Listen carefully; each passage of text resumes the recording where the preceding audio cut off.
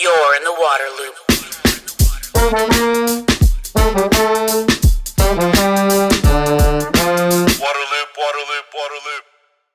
Waterloop is a nonprofit media outlet made possible in part by a grant from Spring Point Partners. For all content, visit waterloop.org. This is episode number 145, Mapping for Equity in Baltimore. In Baltimore, there are vast, disturbing differences from neighborhood to neighborhood in factors such as employment, education, crime, and life expectancy. While it would take a wide variety of efforts to address the root causes, an effort is underway to evaluate how green stormwater infrastructure could provide benefits for residents and improve equity across the city. In this episode, Meghan Hazer, a city planner with the Baltimore Department of Public Works, explains how a map that prioritizes work locations was created using socio-economic and health data, along with the suitability of the environment for green infrastructure. Meghan also discusses the importance of asking residents about their preferred projects rather than the city dictating what will happen. The conversation will begin in 1 minute, but first, a word about our sponsor. Waterloop. This episode of Waterloop is sponsored by VARUNA, the decision intelligence tool for water systems. The factors that go into running water systems are more dynamic than ever, but the tools for making decisions are still static. That's why VARUNA built a resilience tool that uncovers blind spots, identifies risks, and generates insights, which are all presented in a user-friendly dashboard. There are many risks that water systems have to mitigate. While EPA identifies 10 vectors of risks that water utilities should track, the VARUNA resilience tool captures 26, including internal and external risks. The tool allows operators to take immediate actions and leaders to make long-term strategic decisions, and is especially helpful for smaller systems. With VARUNA, better data means better decisions. Learn more at varuna.city and let them know you heard about it on Waterloop. You're in the water loop. Welcome to Waterloop. Joined for this episode by Meghan Hazer. She is a city planner with the Department of Public Works in Baltimore. Meghan, thanks for coming on the podcast.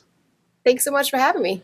All right, excited to talk to you for a lot of reasons. I'm a water and government kind of nerd myself, and always wondered about city planners. And I'm a Maryland native. Spent a lot of time in Baltimore and familiar with the city, so interested in that stuff too. So, what is a city planner? So that's a really good question. It's kind of funny because my original degree was in landscape architecture before I got my master's degrees. So I think of it typically as it's like site design, but on a different scale. So you're looking at the different flows of resources and materials throughout a site, which in this case is a whole city, and trying to understand them so you can take some action, whatever that might be, towards achieving a specific goal. So, Okay. And so we kind of connected at the intersection of water here, and I'm really curious about, watershed planning in a city. So what does that mean if we're going to drill down even further? What kinds of things is a city planner looking at when it comes to watershed strategy and so forth? So our primary drivers here, there are a couple different ways this happens depending on the sewer system design of your city. But where I currently work, we have a separate sewer system. So the reason we exist, the reason I'm able to work here is because of the Clean Water Act and something called the Municipal Separate Storm Sewer System, so the MS4 permit. So we are driven by water quality. The federal government hands off powers to the state, and the state regulates us because we have a storm sewer system, which means the rainwater goes straight into a pipe, which then goes straight into our waterways untreated. Some cities will have a combined sewer system where that rainwater goes into a pipe with sewage that is treated at the wastewater treatment facility until you get a storm that's bigger than the pipe's capacity, and then they overflow. So we have an entirely different system than that. So watershed planning here essentially means, looking at the different environmental characteristics, pollutants and drivers, and looking for ways that you can restore the natural hydrology, because in natural hydrology, for the most part, there are natural processes that mitigate the impact of the pollutants that we collect on our paved surfaces in an urban environment. So like naturally you would have trees and bushes and fields and meadows, right? And that stuff captures the rain and filters it, and nice clean water goes into the waterways. That's not the case in a city, right? You've got sidewalks, rooftops, parking lots, all that good stuff. And so you have to kind of figure out how to get that water, that runoff, cleaner as it goes into Baltimore's creeks and streams and the inner harbor. Right. So, and we can't forget also there's soil microbes, and there's charged particles within soil that also play a role. So our biggest sort of weapons against the pollutants that would be entering our waterways are using vegetated and soil systems. And then we also, because in an urban environment, we're really highly restricted by utilities and things like that, where some places you just can't put a vegetated system. We have sort of direct removal things like inlet cleaning and street sweeping, which don't change the design of the landscape, but they're operational. So we talk about the things that we plan for in terms of projects, programs, and partnerships. And the partnerships piece is really important because we can only do things as a city agency. We can only do things on public property. And in most of the city is actually private. So we have to figure out ways, who else is doing things where their goals are aligned with ours, and how do we interact with them, and in some case regulate them, and in some case, provide funding or other ways to work together, share information, all hands on deck. Yeah, sure. Well, the angle I really want to kind of get this conversation focused on is on like equity. And again, your work kind of caught my attention because of that emphasis, like looking at city planning, looking at watershed planning, and like, okay, how can we address equity issues through some of these processes? Can you do a better job of explaining it than I just did, and kind of what's developed there, and what your interest, one of your interests has become around this? Sure. Well, I'll certainly It's a big, huge question. I know, right? Yeah. So there's a few things that are really interesting about Baltimore. We have a lot of really good data available by geographic units they call community statistical areas. So that's compiled by an organization called Baltimore Neighborhood Indicators Alliance. And also our health department makes metrics available by the same geographical units.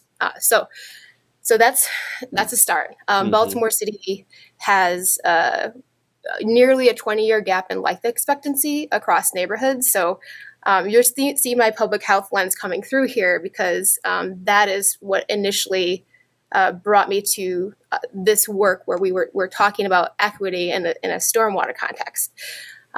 So those disparities are artificially created, and they're very complicated. So no environmental change is going to fix that discrepancy, but the factors that drive human health are so complex, ranging from environment to behavior, and obviously those things intersect quite a bit. Genetics is a very tiny piece of that. We know that. Medical care is also a very tiny piece of that.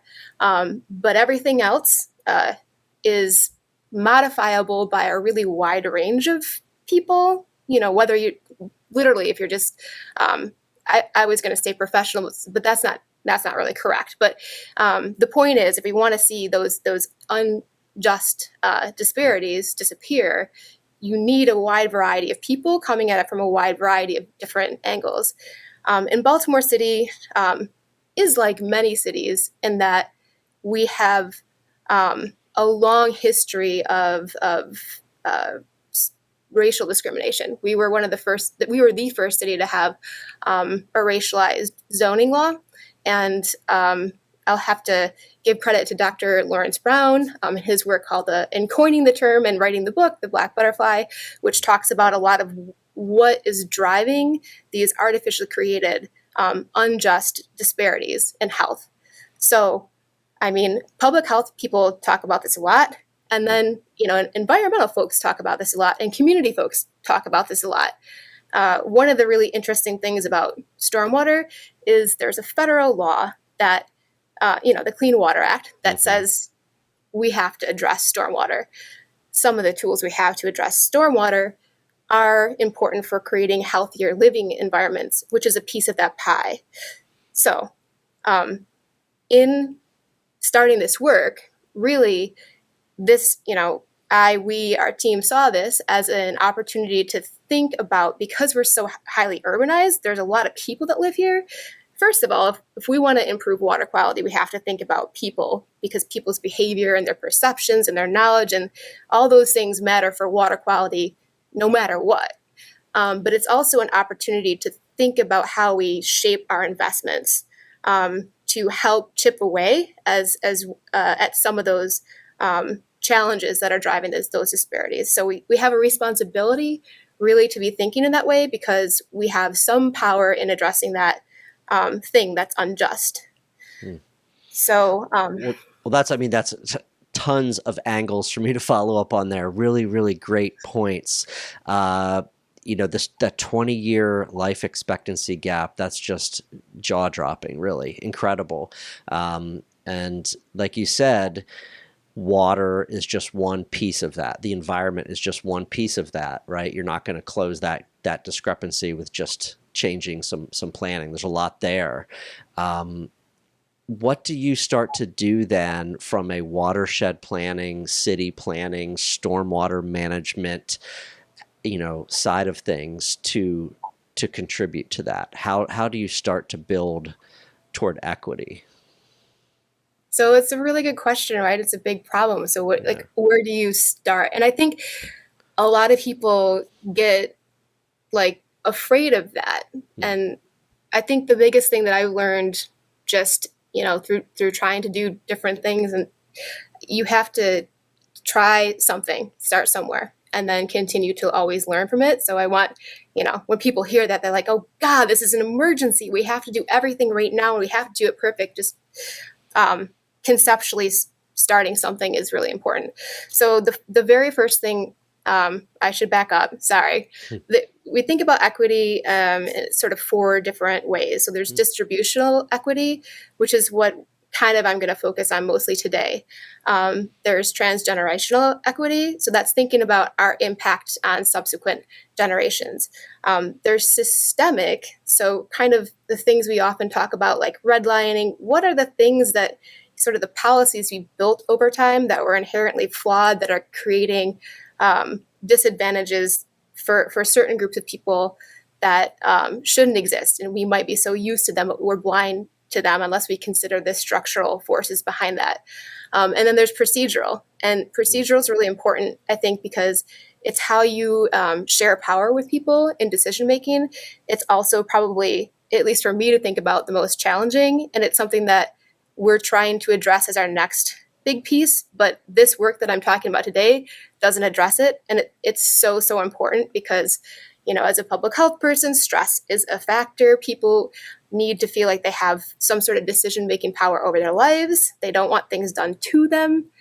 So that's just a really incredibly important piece that the mapping alone won't fix.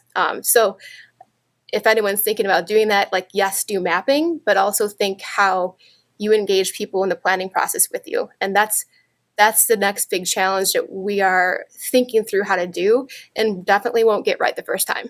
So, well, let me just a side question here. So, you majored in landscape architecture, right?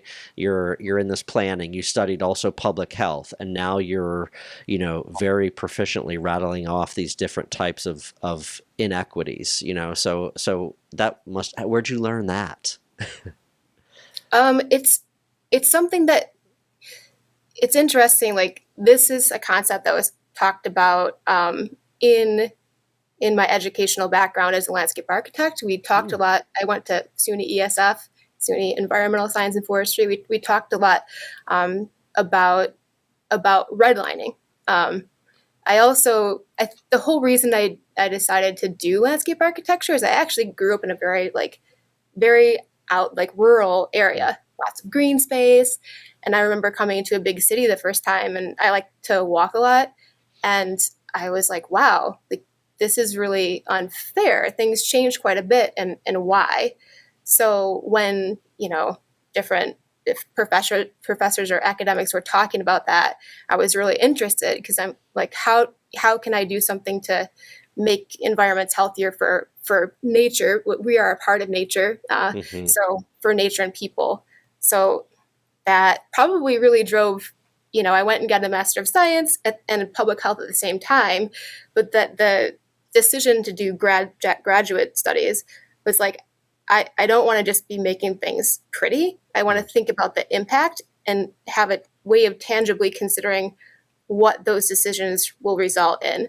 And so I sort of went back for a Master of Science, and then was looking at green space exposure and human stress, and then saw the value of public health. I had to take a bunch of public health classes, and they were starting to really shed light on the complexity of what drives health outcomes. And at that point, I was halfway finished with a public health degree, because I had to understand it to do research with it. So I just finished both. So yeah.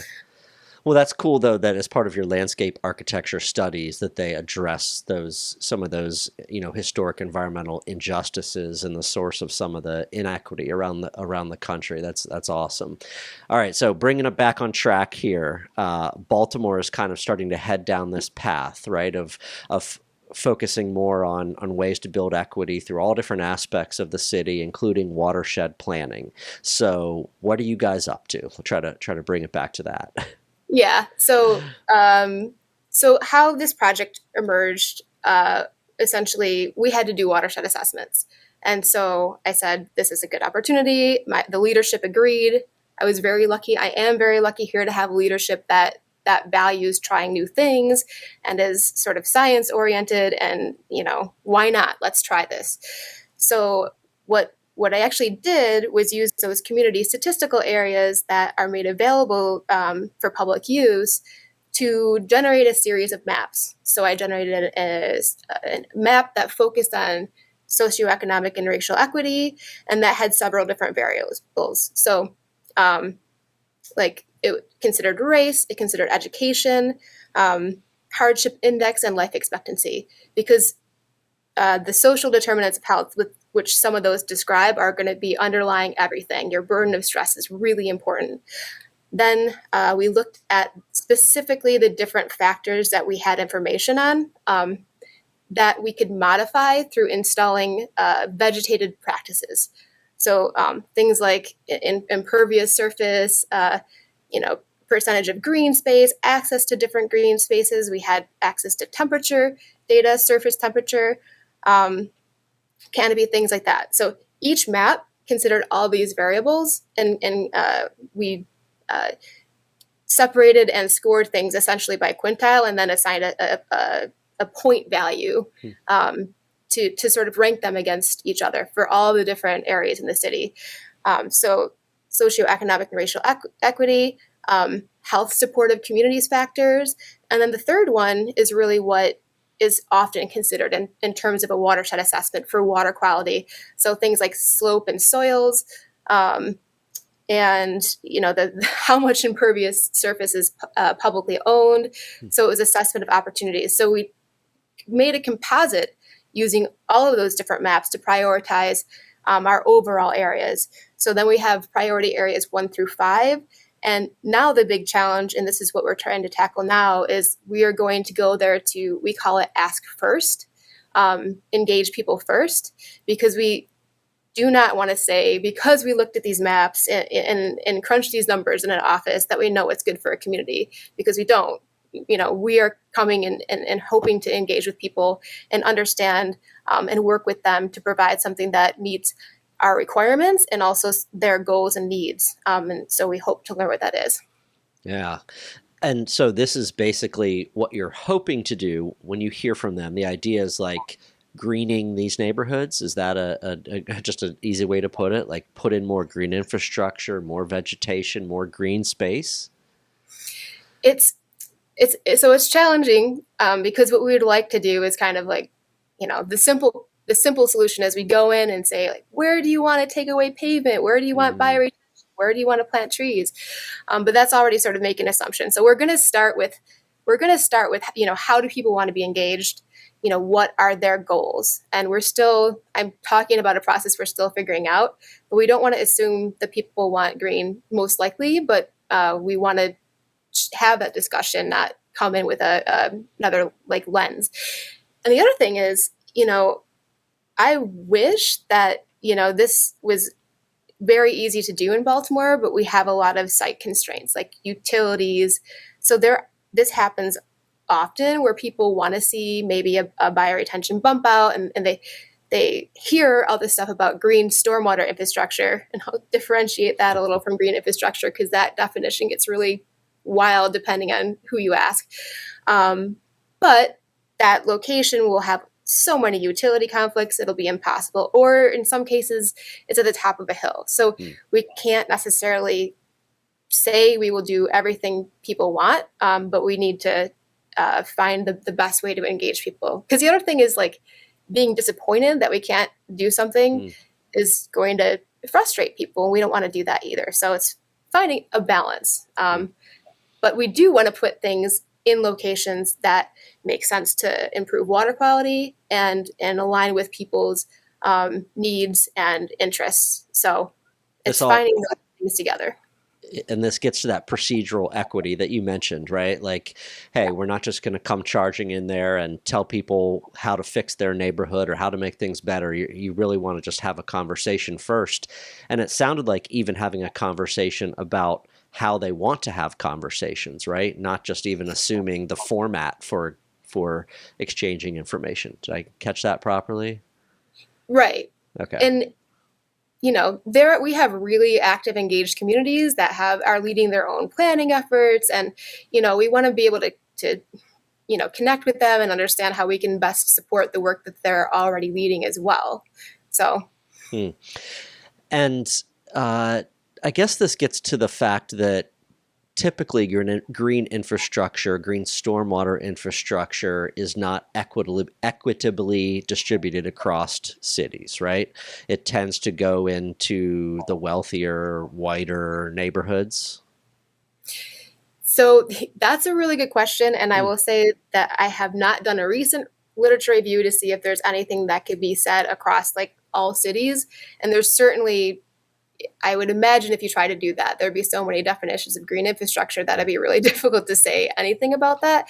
But that can and often does happen. So uh, there, and it's also can be some of that structural thing. So possibly, we might have certain groups of people that are concentrated in older areas of the city where there are inlets that are very close together, and so the drainage areas are very small, and so that's almost an example of a structural barrier that might be driving why there are less green stormwater infrastructure facilities in certain neighborhoods. There has been research that actually says like the opposite if you're looking at parks. So if you look at distribution of parks, not like a bioretention facility, you almost have the reverse situation in Baltimore. And there's an interesting paper by Grove that delves into that a little bit. So, but what you do often see with some anomalies is that the environmental conditions that are modifiable in that way do correspond a lot with race and income. Okay. Okay. Well, very interesting about how you did that analysis. And this slide here kind of shows that. Could you talk a little bit more about that analysis and kind of what it looked like then when it comes to mapping? Yeah, so absolutely. So the slide that I have queued up currently on the screen goes into what's behind the mapping because I don't want it to be a mystery. Just so breaking it down, we made essentially three separate series of maps. which then were combined to give us an overall priority.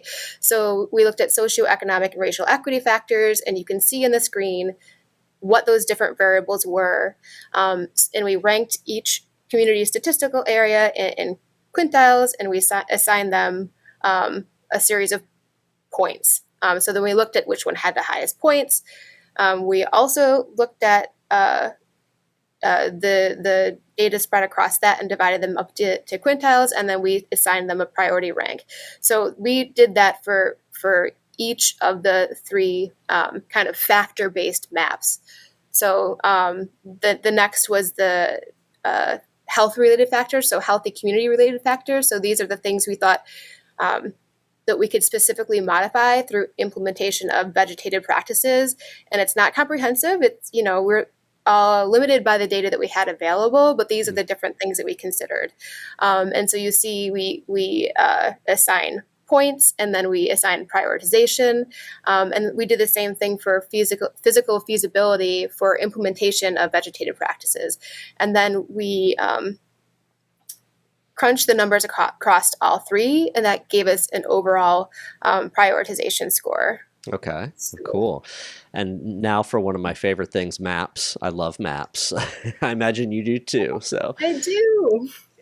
Yeah. So this is the front end of that. So as I said, there were three factor-based maps. So prioritization by equity is the orangey colored one. The health supportive communities is the purple colored one. And then physical feasibility for vegetative practices is the green colored one. And so those maps were the numbers behind the scene that I just showed you were then crunched and compiled into the overall prioritization maps. And so these priority areas 1 through 5, we call them the areas that we will be asking first. Sure. So this is where all those different factors kind of point to the best opportunity to make the most impact, right? Correct. And, we have spoken about how we might want to update these maps eventually, as more information becomes available. We've talked about factor weighting. This is the first rendition of this. We're always looking for ways to improve it, and that just sort of goes back to the, it's okay not to be perfect, but try something. And this is our, hopefully pretty good first try at this. I guess, Megan, the last question I want to ask you is explaining why green stormwater infrastructure, how rather it can improve people's lives, how it can help in those areas that you mentioned before, right? There's the 20-year life expectancy difference. There's the, health factors, crime, poverty, whatever it might be. What are the benefits of these kind of features that could help in these neighborhoods?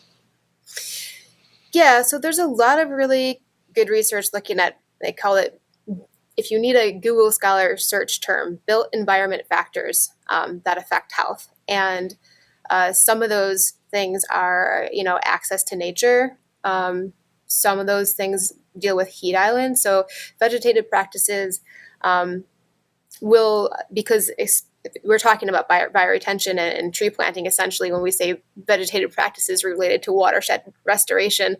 So those things accept water, and they actually they transpire that water, and through converting the water to water vapor, they're taking away some of that heat energy and converting it to kinetic energy, which essentially mitigates the heat island effect.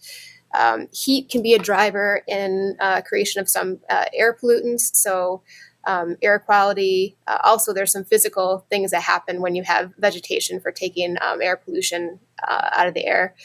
So those are kind of the directly modifying the environment pieces, but then also they're often implemented in conjunction with, bump outs, which can be used for traffic calming. I guess the one thing that I would say in conjunction with that, and I would love if somebody is doing research on that, because I have been sort of hoping to find this, is something that, especially because we're really highly urbanized and we have a lot of conflicts, that I often wonder is, what are the thresholds of change that are required so that somebody actually notices those things. So is one tiny bioretention, because it's the only thing that we can fit in there, going to do anything in terms of how people feel or the temperature modification? So that's a really important question we have to ask when we're sort of promoting these. Is you want to be really honest and transparent about what these things can do and can't. And sort of another thing that, bringing it back to, so this is all focused on distributional equity, but bringing it back to the procedural equity thing, the last thing you want to do is have somebody who is, working 3 jobs and trying to find childcare, and they come out and there's construction in front of their house they didn't know about and they didn't have a say in it. So you're adding to someone who's already probably very stressed out, their stress burden. So that's why engaging people in, everything from like if they want to be part of the decision-making process or they need to know that something's coming and being responsive to them, if you're not doing that well, or the other thing is if you're not doing maintenance well, you could be adding to the stress burden by putting these in neighborhoods that are already stressed. So there's certainly benefits, but there's certainly risks, and you have to consider them both together. There's an interesting paper called "Is Green Infrastructure a Universal Good?" and there's several others. So, we have to be realistic and like knowledgeable and realistic and honest with people, and think how we really harness those things that could be beneficial and minimize those things that could be risky. Yeah. A lot of great thought going into this, much, very deep, not just at the surface, right? Really looking at all these different angles, such good stuff. Well, Meghan, I'm glad we caught up. Thank you for sharing what's going on there in Baltimore with equity and mapping and green stormwater infrastructure. I really look forward to following kind of the process and progress in the months and years ahead. But thank you very much. Thanks so much for having me. And, I think people need to keep trying things and sharing and learning from it. And I'm excited to learn for others who are doing this work too. So thanks. Waterloop. Thank you for listening to the podcast. And thank you to this episode's sponsor, VARUNA. To find all episodes, sign up for email updates, and connect on social media, visit waterloop.org. Waterloop, Waterloop, Waterloop.